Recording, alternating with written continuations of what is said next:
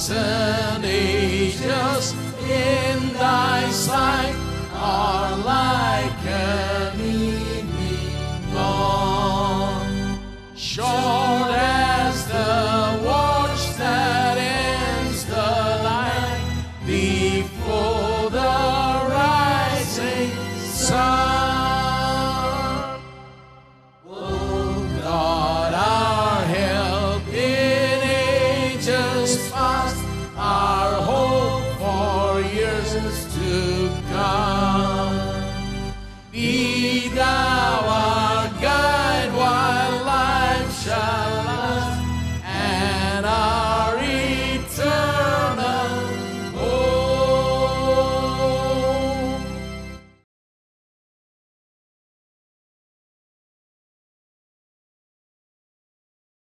क्या भजन संहिता 112 में वो यही कहता है?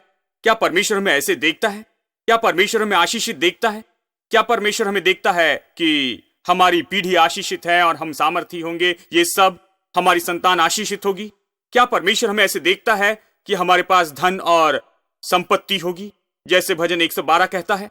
क्या परमेश्वर हमें ऐसे देखता है जो कभी नहीं डरता, जो बुरी खबर से नहीं डरता, जिसका दिल उसके वचन पर मजबूत और स्थापित है? क्या प्रभु हमें ऐसे ही देखता है? क्या परमेश्वर हमें देखता है कि हम चंगे हैं, क्षमा पाए हुए हैं, प्रभु की संतान के रूप में, आशीषित और धनी के रूप में, प्रभु की संतान के रूप में? क्या परमेश्वर हमें ऐसे देखता है? कुछ लोग कई बार इस पर विश्वास नहीं करते। चलिए एक और बार देखते हैं। निकालिए लूका अध्याय 13। मैं आपको यहां कुछ विशेष दिखाऊंगा। लूका अध्याय 13। यहां एक अद्भुत कहानी है, वचन 10 से आगे। यीशु जब पृथ्वी पर था, वो आराधनालय में जाता है और देखो, एक स्त्री थी जिसे 18 साल से वो कुबड़ी हो गई थी और किसी रीति से सीधी नहीं हो सकती थी। वचन 11 कहता है, इसका अर्थ है कि वो झुक गई थी, शरीर में परेशानी थी और वो सीधी नहीं हो सकती थी। और वो उस चर्च में या आराधनालय में आती थी 18 साल से। यीशु ने उससे देखकर, उसे बुलाकर कहा, हे नारी, तो अपनी दुर्बलता से छूट गई। अब यह अजीब बात है, उसने ये नहीं कहा कि ईश्वर के परमेश्वर, इब्राहिम, इसहाक और याकूब के परमेश्वर, हे परमेश्वर, मैं तुझसे विनती करता हूं, भीख मांगता हूं। ऐसा उसने नहीं किया। उसने कहा, हे नारी, तेरी दुर्बलता से तू छूट गई। हाँ, मुझे वो साल याद है जब मैं सेवकाई की शुरुआत में था। मैंने कहा, मेरे प्रभु ये क्या है? इसने प्रार्थना भी नहीं की। हम लोगों के लिए प्रार्थना करते हैं, इसने प्रार्थना नहीं की। इसे क्या हो गया है? यह क्या हो रहा है? कहां तो अपनी दुर्बलता से छूट गई और उसने अपना हाथ उस पर रखा। जब उसने कहा छूट गई, तो बस हाथ रखा और वो तुरंत सीधी हो गई और परमेश्वर की बढ़ाई करने लगी। अब उन्हें परेशानी हुई क्योंकि यीशु ने सबके दिन उन्हें चंगा किया था। आराधनालय के सरदार ने रिसियाकर कहा, उसने लोगों से कहा, 6 दिन है जिनमें काम करना चाहिए। ये काम था। यीशु वहां जाता, झुकी हुई स्त्री को सीधा करता है। ये काम था। ये सबका दिन है, तुम ऐसे नहीं कर सकते। उसने कहा, देखिए कितने लोग पागल हो जाते हैं। सच में कितना पागलपन है। ये लोग सच में पागल हैं। देखिए ऐसे लोगों में बस धर्म का विचार ही होता है। वो कहता है कि 6 दिन है जिसमें काम करना चाहिए, सो उन्हीं दिनों में आकर चंगे हो जाओ, यानी बाकी 6 दिनों में तुम आकर चंगे हो जाओ। 7वें दिन ये सबका दिन है, तो चंगाई नहीं। यानी जब चर्च में आए तो कोई चंगाई नहीं। केवल यही दिन है कि आकर प्रभु का वचन सुने और चंगे हो जाए, और उस दिन कोई चंगाई नहीं। उन्होंने चंगाई को ब्रेक दिया क्योंकि यह काम था। उस दिन कोई काम नहीं कर सकते। बाकी सारे दिन चंगे हो सकते हैं, बाकी सारे दिन वो जगह बंद रहती है और फरीसी घर में रहते हैं। और वो प्रार्थना करने में मदद भी नहीं करते हैं। अब देखिए, वो वहां आती है और ये कहते हैं कि आज चंगाई के लिए छुट्टी है, सबका दिन है। उसने कहा सबके दिन नहीं। तब प्रभु ने उसे उत्तर देते हुए कहा, हे कपटियों, क्या सबके दिन तुम में से हरेक अपने बैल या गधे को थान से खोलकर उसे पानी पिलाने के लिए नहीं ले जाता? यीशु को सुनिए। वो कहता है, अगर तुम्हारे पास बैल या गधा है, क्या तुम उसे खोलकर पानी पिलाने के लिए नहीं ले जाते? क्या तुम उसे सबके दिन के कारण प्यासा ही रहने देते हो? और फिर वो कहता है, क्या ये उचित न था? मैं चाहता हूं आप गौर करें। क्या ये जरूरी नहीं था कि ये स्त्री, जो कि इब्राहिम की बेटी है, जिसे शैतान ने 18 साल से बांधे रखा था, सबके दिन इस बंधन से छुड़ाई जाए? दूसरे शब्दों में, क्या यह जरूरी नहीं है कि यह स्त्री जो इब्राहिम की बेटी है, यह सबके दिन इस बंधन से छुड़ाई जाए? अब यीशु आराधनालय में आता है और जैसी वो स्त्री को देखता है, ये बीमार है, 18 साल से झुकी है, जानते यीशु के मन में क्या होता है? अब यहां धार्मिक लोग और यीशु के मन के बीच का फर्क देखिए। यीशु शरीर रूप में परमेश्वर था। वो अपने संग भजन 22 लाता है। उसके दिल में सिद्ध चित्र होता है। वो कहता है, ओ रुको एक मिनट, वो बीमार है। ये कैसे बीमार हो सकती है? ये क्यों बीमार है? क्या ये इब्राहिम की बेटी नहीं है? इसे बीमार नहीं होना चाहिए, क्योंकि इब्राहिम की बेटी को बीमारी से चंगाई की प्रतिज्ञा मिली है। ये क्यों बीमार है? ऐसा क्यों हो गया है? मैं उससे निपटना चाहता हूं। शैतान ने स्त्री को 18 साल से बांधे रखा है। क्या इसे इस दिन आजाद नहीं होना चाहिए?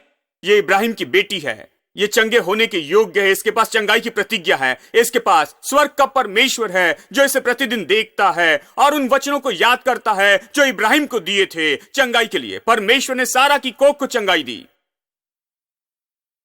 परमेश्वर ने इजराइल के लोगों को चंगाई दी हर बीमारी से। उनमें एक भी कमजोर नहीं था। बाइबल कहती है परमेश्वर स्वर्ग में बैठा है और उन प्रतिज्ञाओं को स्मरण करता है जो उसने इब्राहिम और उसके वंश के साथ की थी। यह प्रतिज्ञा सच में यीशु के बारे में थी। अगर यीशु के साथ थी तो पौलुस कहता है कि हमारे साथ की गई है, क्योंकि ये यीशु के साथ की गई और हम इब्राहिम के वंश हैं। हम मसीह में हैं, इसलिए प्रतिज्ञा हमारी है। यानी बिल्कुल इस इब्राहिम की बेटी के जैसे ही आप भी इब्राहिम की बेटी हैं और इब्राहिम के बेटे हैं। यानी जब आप इस चर्च में आते हैं, जब आप यहां बीमारी में आते हैं और परेशानी और थके और कमजोरी में और सहते हुए, तो जानते हैं परमेश्वर कैसे देखता है? वो कहता है, ओ वहां इब्राहिम का वंश है। इसलिए मैं ये गीत गाता हूं। आपकी तस्वीर अलग है। आप कहते हैं, देखिए भाई, शायद किसी कारण से परमेश्वर ने मुझे ये दिया है। लेकिन वो कहता है परमेश्वर यहां है और वो आपको देखकर कहता है, ओ ये मेरे परमेश्वर की संतान है, कलवरी के क्रूस के द्वारा छुड़ाए गए, लहू बहाया और देह तोड़ी गई इनके लिए। क्या ये चंगे ना हो? क्या ये चंगी ना हो? परमेश्वर आपकी चंगाई के बारे में सोचता है, आप खुद की चंगाई के बारे में सोचने से पहले ही। शायद आप यहां केवल संदेश सुनने आए, लेकिन परमेश्वर आपके लिए चंगाई सोचता है। आप चर्च सभा में आए, लेकिन परमेश्वर आपके लिए चंगाई सोचता है। आप कहते हैं, मुझे संगीत पसंद है, पास्टर सैम का गीत पसंद है, मैं जाकर गीत गाऊंगा, आराधना करूंगा, चर्च पसंद है, ये और वो पसंद है, मैं जाऊंगा। ओ परमेश्वर आपकी चंगाई के बारे में सोचता है। जैसे आप इस द्वार के भीतर आते हैं, यीशु आपकी ओर देखकर कहता है, ओ ये इब्राहिम की बेटी है, ये परमेश्वर की संतान है, ये यीशु मसीह के क्रूस के द्वारा छुड़ाए और खरीदे गए हैं। क्या इसे चंगा नहीं होना चाहिए?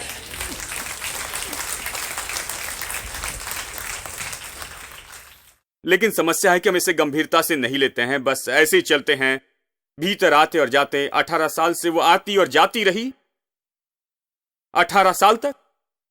और एक समय यीशु एक आदमी के पास आया जो 38 साल से बैतसैदा की हौदी के पास में लेटा हुआ था और वो चल नहीं सकता था। जानते यीशु ने उससे क्या कहा? उसने कहा, क्या तुम परिपूर्ण होना चाहते हो? वो निश्चित करना चाहता कि ये चंगा होना चाहता है, क्योंकि 38 साल से वहां रह रहा था, शायद वहीं पर रहना चाहता होगा। या यीशु से उसने कहा होगा, यीशु सुबह से मुझे माइग्रेन सिर दर्द हो रहा है, क्या तू सिर दर्द दूर करेगा? क्या तुम गंभीर हो? मैं तुम्हारी चंगाई के लिए गंभीर हूं। मैं तुम्हें परिपूर्ण करने के लिए गंभीर हूं। मैं तुम्हें चंगा करना चाहता हूं। मेरी प्रतिज्ञा सदा के लिए है मेरे सामने। मैंने जो किया वो मेरे सामने सदा के लिए है। चाहे पहाड़ भी हट जाएं और पहाड़ियां टल जाएं, मेरी करुणा तुमसे दूर ना होगी। मैं तुम्हारी ओर देखता हूं। उस दृष्टि से मैं तुम्हें चंगाई देकर परिपूर्ण करना चाहता हूं। लेकिन हम बस आते हैं और यहां से चले जाते हैं। चंगाई दाता परमेश्वर के बारे में नहीं सोचते हैं। यीशु जो चंगाई दाता है, वो हमारी ओर देखता और अपने वादे के लिए इतना गंभीर है, इस सच्चाई के बारे में कि उसने हमारी बीमारी को सहा और हमारे दर्द को उठा लिया। उसके कोड़े खाने से हम चंगे हुए। अगर हम चंगे हो चुके तो चंगे हैं यीशु के नाम में। केवल जब चर्च में आते तब नहीं, प्रतिदिन। परमेश्वर आपकी ओर ऐसे देखता है। स्वर्ग में ये आपकी तस्वीर है, स्वर्ग में आपका प्रोफाइल है। जब आप उठते हैं, फोन उठाकर कहते हैं, मुझे इस बीमारी के साथ 15 साल हो गए, जानते हैं, मुझे पता नहीं मेरे लिए प्रभु की क्या इच्छा है। आप ये सबसे कहते रहते हैं, 12 लोगों को फोन करके बताते हैं, और यीशु वहां बैठकर परमेश्वर के साथ राह देखता। वो कहता, परमेश्वर की प्रतिज्ञा हमेशा मेरे सामने है। मैं तुम्हारी चंगाई के बारे में सोचता हूं। क्या आप इसके बारे में सोचेंगे? क्या आप इसका दावा करेंगे? क्या तुम मेरी प्रतिज्ञाओं को थामे रहोगे? क्या तुम आगे बढ़ोगे? क्या तुम इस पर विश्वास करोगे? क्या तुम बीमारी का इनकार करोगे? क्या तुम प्रभु की प्रतिज्ञाओं का दावा करोगे और उस पर खड़े रहोगे? क्या तुम इसे करोगे? क्योंकि यह तब होगा जब आप विश्वास करेंगे।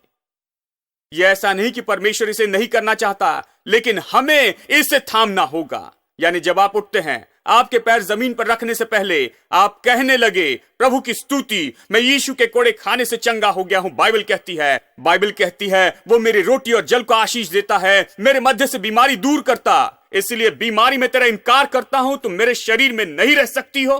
कमजोरी तुम मेरे शरीर में नहीं रह सकती। मैं परमेश्वर की संतान हूं, वाचा की संतान हूं। परमेश्वर वहां बैठकर प्रतिदिन इन प्रतिज्ञाओं को देखता है, मेरी ओर देखता है पूरे चंगे के रूप में, और मैं परमेश्वर के साथ इसे थामता और मैं प्रभु के साथ खड़ा रहता हूं। मैं परमेश्वर की प्रतिज्ञा पर विश्वास करता, मैं परमेश्वर की प्रतिज्ञा पर खड़ा रहता और हर कमजोरी का इनकार करता, हर बीमारी का इनकार करता। मैं विरोध में आने वाली हर चीज का इनकार करता हूं। कोई हथियार जिसमें बीमारी भी है जो मेरे विरुद्ध में आती है, वो सफल ना होगी। इसलिए दिन की शुरुआत इसका इनकार करते हुए करें दोस्तों। ये कहते हुए शुरू न करना मुझे पता नहीं, मुझे पता नहीं आज का दिन कैसे मैं बिताऊंगा। आप जानते हैं कि आज का दिन कैसे बिताएंगे। आप ये दिन अच्छा बिताएंगे क्योंकि यीशु परमेश्वर की दाहिनी ओर बैठा है और परमेश्वर मेघधनुष और यीशु को देखता है हर समय, और वह आपकी प्रतिज्ञा को याद करता है, वो प्रतिज्ञा जो उसने आपसे की है, और इसके बारे में वो गंभीर है। इसीलिए आपका दिन अच्छा ही होगा। आमीन। क्या इब्राहिम की बेटी को चंगा नहीं होना चाहिए? क्या उसे चंगा नहीं होना चाहिए?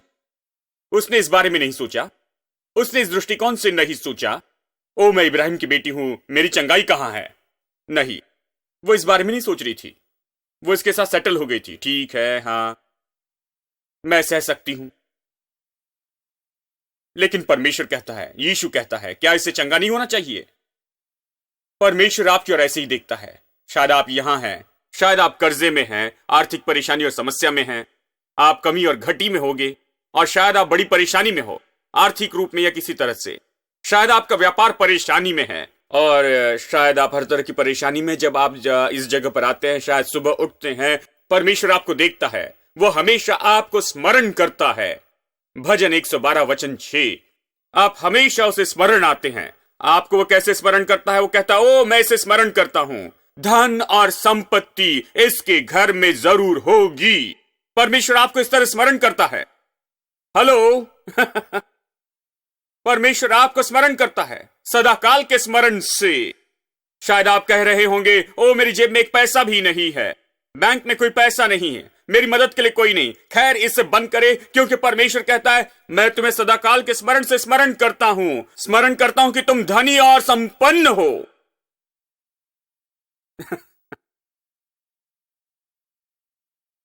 जब आप चिंता करते हैं अपने बेटे और बेटी और बच्चों के लिए, जानते हैं वो सारी समस्या लाते हैं, परमेश्वर कहता है, रुको एक मिनट, मैं तुम्हें स्मरण करता हूं। आपके परिवार का पोर्ट्रेट कैसा है? स्वर्ग के अनुसार, परमेश्वर के अनुसार यह पोर्ट्रेट है। आपकी पीढ़ी आशीषित होगी, धर्मी जन का वंश सामर्थी होगा। यह है भजन 112। परमेश्वर आपकी संतान को इस तरह देखता है। हर समय हम ऐसे नहीं देखते। हम बच्चों की ओर देखकर कहते हैं, तुमने अभी दांत भी ब्रश नहीं किए, पता नहीं तुम क्या करोगे, तुम क्या पाओगे।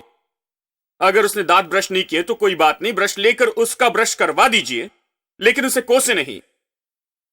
उसे ब्रश दे, टूथपेस्ट लगाकर उसके मुंह में डाल दे, और जरूरत पड़े तो घिस कर दे। लेकिन उसे मत कोसिए मेरे दोस्तों, उसे यीशु के नाम में आशीष दे। यीशु के नाम में तुम सामर्थी होगे, तुम जरूर सामर्थी होगे। अपना मुंह खोलो, तुम सामर्थी होगे। तुम आशीषित होगे। ओ, उसके बाद वो जरूर सुधर जाएगा। सुबह 5 बजे उठेगा, ब्रश करते हुए कहेगा, मैं सामर्थी हो जाऊंगा मेरे प्रभु। मेरी मां ये कहती है, मैं सामर्थी हो जाऊंगा, मैं आशीषित हूं, मुझे पहले ब्रश कर लेना चाहिए। हेलो, क्या आप समझ रहे हैं? परमेश्वर आपके बारे में यही सोचता है। परमेश्वर हर रोज आपकी तस्वीर को देखता है, सदा के लिए स्मरण करता। सब लोग कहे, परमेश्वर मुझे स्मरण करता है। वो हमेशा मुझे स्मरण करता है। स्मरण करता है कि मेरे संतान सामर्थी होगी। प्रभु इन्हें स्मरण करता है, इनकी शांति महान होगी। प्रभु मेरी संतान को स्मरण करता है। प्रभु मेरे परिवार को स्मरण करता, मेरे व्यापार को स्मरण करता है। धन और संपत्ति मेरे घर में होगी। मेरा प्रभु मुझे स्मरण करता है, मैं आशीषित हूं। प्रभु मुझे स्मरण करता है, वो मुझे निडर देखता है, वो मुझे विजयी देखता है। वो देखता है कि मेरा दिल बुरी खबर से नहीं डरता है। वो मुझे मजबूत देखता है, मुझे स्थापित देखता है, एक स्थापित दिल के साथ। मेरे दोस्तों, अगर मैं आपके सामने एक तस्वीर लाऊं मिस्टर यूनिवर्स की, उदाहरण के लिए कहिए, अगर आपके सामने रखकर कहूं कि कितने लोग इनके जैसे होंगे, अवश्य आप में से कुछ लोग कहेंगे, ओ खैर भाई, मैं नहीं हो सकता। ओ नहीं नहीं नहीं, अर्नोल्ड श्वार्ज़नेगर के जैसे नहीं, उसके जैसे नहीं, ओ नहीं, मैं उनके जैसे नहीं हो सकता। खैर, बात यह है कि आप उनके जैसे हो सकते हैं अगर आप देखें कि वो दिन में क्या करते हैं। और सुबह उठकर अगर आप कसरत करने लग जाएं और सही खाना खाएं और पसीना बहाएं, दौड़ने लगे और सारे पुशअप्स करें और ये सब करने लगे, सैकड़ों बार इसे बार बार करें, तो अवश्य ही आप उनके जैसे हो सकते हैं। लेकिन हम खैर भाई, ये सबके लिए नहीं है। हम टीवी के सामने बैठते हैं, पेट बाहर निकालकर, सारे आलू चिप्स और सैंडविच रखते हैं और कोका कोला और चॉकलेट्स और चिप्स और पीनट्स और सारी चीजें लाइन में होती हैं। और फ्रिज में आइसक्रीम राह देखती रहती है और हम देखते रहते हैं टीवी। और जैसे ही ब्रेक आता है और किसी को आइसक्रीम खाते हुए देखते हैं, तो तुरंत ही फ्रिज की ओर जाते हैं, ओ भाई, मुझे आइसक्रीम खाना लग रहा है। और अगला इश्तहार चॉकलेट के बारे में होता है, ओ भाई, मुझे खाना लगता है, इसलिए मैंने इसे पास में ही रखा हूं भाई। ओ ये अच्छे आलू के चिप्स, मैं इसे खाऊंगा, इसके कुछ निवाले खाऊंगा। तो अवश्य ही आप उस तस्वीर के जैसे नहीं होंगे जो मैंने आपको दिखाई है। मैंने आपको जो तस्वीर दिखाई उसके जैसे होने के लिए आपको ढूंढना होगा कि उसने क्या किया और वो काम करना शुरू होगा ताकि आप वैसे हो जाएं। और आत्मिक रूप में इसी तरह से काम करता है। लोग आत्मिक रूप में ऐसे ही हैं। वो महान फिलोसोफर है, बस फिलोसॉफी करते रहते हैं। कहा जाए तो ओ मैं पास्टर सैम के चर्च में गया था, मैंने उनका प्रचार सुना, लेकिन मुझे नहीं लगता कि ये किसी के लिए काम करेगा। मैं सोचता हूं कि कुछ लोगों के लिए काम करेगा, मुझे नहीं लगता सबके लिए काम करेगा। उनके लिए काम करेगा जो इसके अनुसार करते हैं। ये निश्चय उन लोगों के लिए काम नहीं करेगा जो बैठकर टीवी देखते हैं और नियमित रूप में चर्च नहीं जाते, वचन और गवाही नहीं सुनते, अच्छा समय नहीं बिताते, अच्छा समय नहीं बिताते हैं। वो अच्छा समय नहीं बिताते हैं और उस लक्ष्य की ओर मिलकर अच्छी तरह काम नहीं करते हैं। परमेश्वर की वाचा में कोई असफलता नहीं है। असफलता तो केवल उसमें है जब वो व्यक्ति खुद को उस स्तर में लेकर आता है। प्रभु असफल नहीं होता, उसकी प्रतिज्ञा असफल नहीं है। अगर हम देखें कि बच्चा बढ़ नहीं रहा है तो डॉक्टर पूछेंगे इसे क्या खिलाते हैं, और अगर आप उन्हें कहें कि मैं इसे कभी कभी 2 बूंद शहद पिलाता हूं, तो वो पुलिस को बुलाएंगे। इस तरह बच्चों को नहीं खिलाते। सही खाना देना है दोस्तों, क्योंकि बढ़ोतरी की यह मांग है। 2 बूंद शहद से बच्चा नहीं बढ़ता है।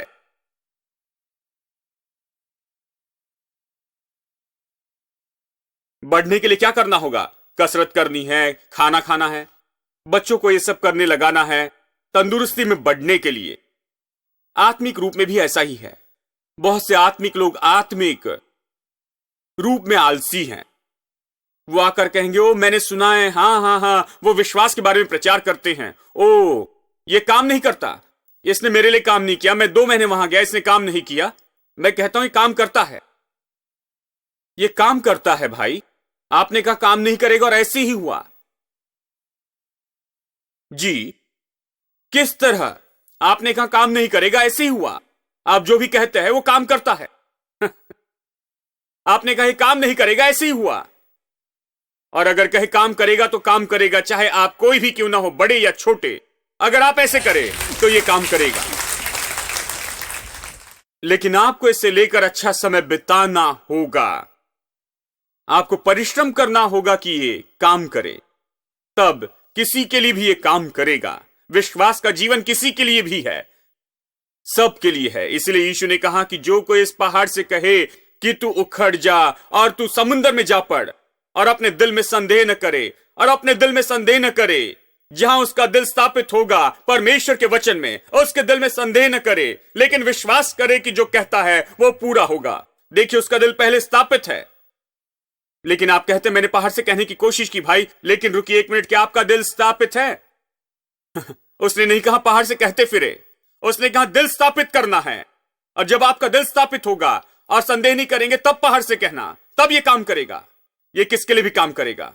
आप परमेश्वर के सिद्धांतों को अपने जीवन में उपयोग करने की हिम्मत करेंगे तो ये काम करेगा। आपकी आत्मा, प्राण, शरीर, परिवार, धन और आपके व्यापार में और जीवन के हर क्षेत्र में विश्वास काम करेगा। ये पहाड़ हटाएगा, क्योंकि परमेश्वर बैठकर प्रतिज्ञाओं की राह देख रहा है। वो आपको देखता है, आपकी राह देखता है कि आप इन्हें थाम ले और काम करें। परमेश्वर इन चीजों का आपके जीवन में पूरा होते हुए देखने के लिए बेताब है।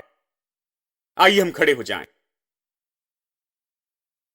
हालेलुया, प्रभु की स्तुति। आइए प्रार्थना करें। प्रेमी स्वर्गीय पिता, यीशु के नाम में हम आते हैं। पिता, मैंने वचन बताया है, तेरा वचन और तेरी सदा की वाचा हमारे लिए है। तेरा वचन कभी नहीं टलेगा। तेरी प्रतिज्ञाएं, तेरी प्रेमी करुणा और तेरे वादे कभी दूर ना होगे। चाहे पहाड़ हट जाएं और पहाड़ियां टल जाएं, लेकिन तेरी करुणा दूर ना होगी।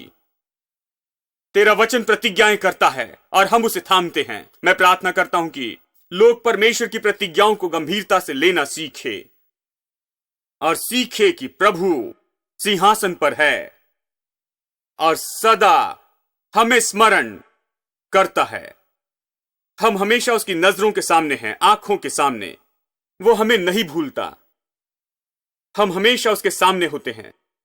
वो हमें यीशु मसीह की ज्योति में देखता है, प्रतिज्ञाओं की ज्योति में देखता है। मैं प्रार्थना करता हूं कि ये सब लोगों के दिल की गहराई में चला जाए और आने वाले दिनों में बड़ा बदलाव आए, ताकि हम गौर करें और अपने दिल को मजबूत करें और अपने दिल को प्रभु के वचन में स्थापित करें। तुझे सारी महिमा, आदर और स्तुति देते हैं। यीशु के नाम में प्रार्थना करते हैं। अब हमारे प्रभु यीशु मसीह का अनुग्रह, पिता का प्रेम और पवित्र आत्मा की संगति हम में से हर एक के साथ बनी रहे, अब और सदा के लिए। आमीन।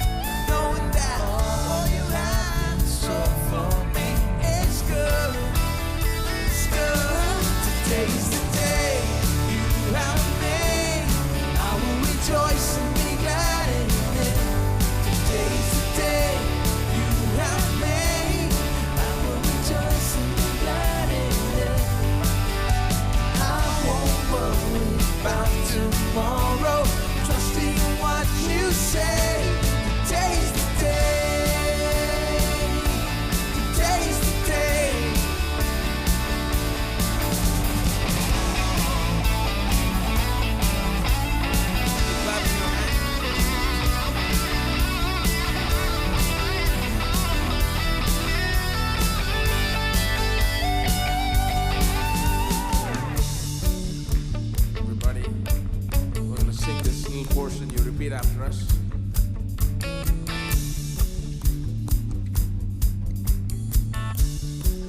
Here we go.